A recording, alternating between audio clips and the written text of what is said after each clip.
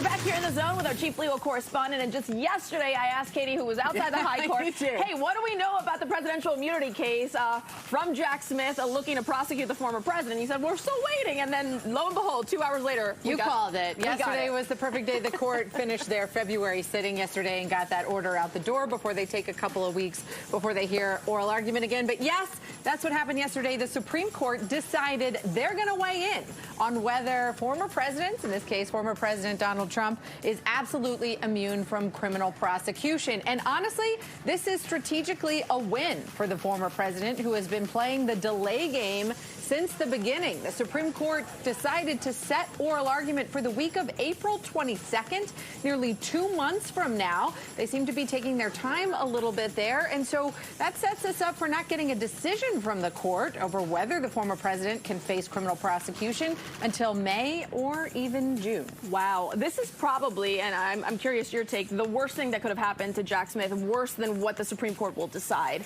because it just stalls the clock here and it brings it so close to November that it begs the question, will the prosecution continue? So that's the big question, because we're going to have about 3 months from Judge Tanya Chutkan to prepare for trial if the Supreme Court decides that he'll have to face those criminal charges. So let's say we get that decision in what I think is likely to be June. You've got July, August, September to prepare. You're looking at a late September, early October trial, and that's going to run you right into the November election. It's possible that Donald Trump could be facing those criminal charges while he is asking the American people to go to the ballot box for the November election. But the big question, as you just pointed out, is whether the Department of Justice is going to be willing to go forward with prosecuting what is likely to be the Republican nominee for president while he is going through the election process. That's going to be a huge decision for Jack Smith, and really, that's going to be a call for the Attorney General. I'm curious here because something just came to mind. It reminds me, it's a little different here, but when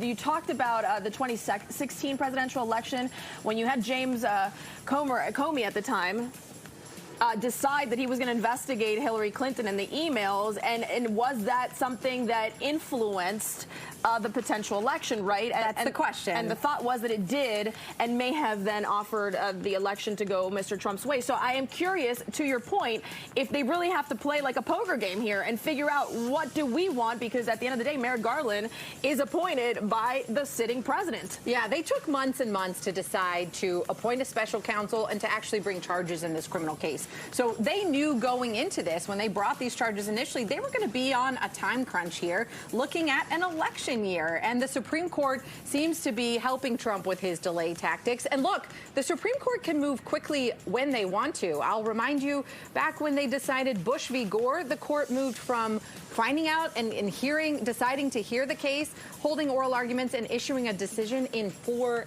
days.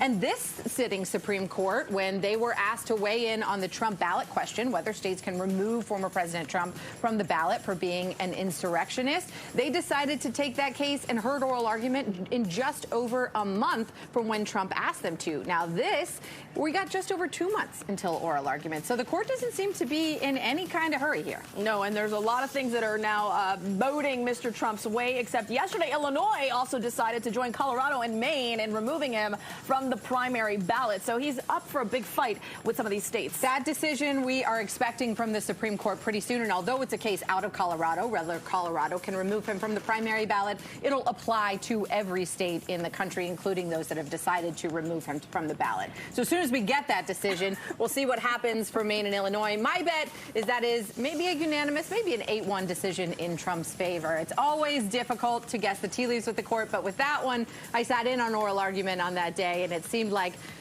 certainly a majority, if not all, of the justices agreed that they've got to let the democratic process play out there. 8-1 is huge. I think that would be almost as close as unanimous as you can get in a high court that looks as politically divided as it does in 2024. All right, Katie, anything else you're looking at? I know you were talking about that case with mifepristone.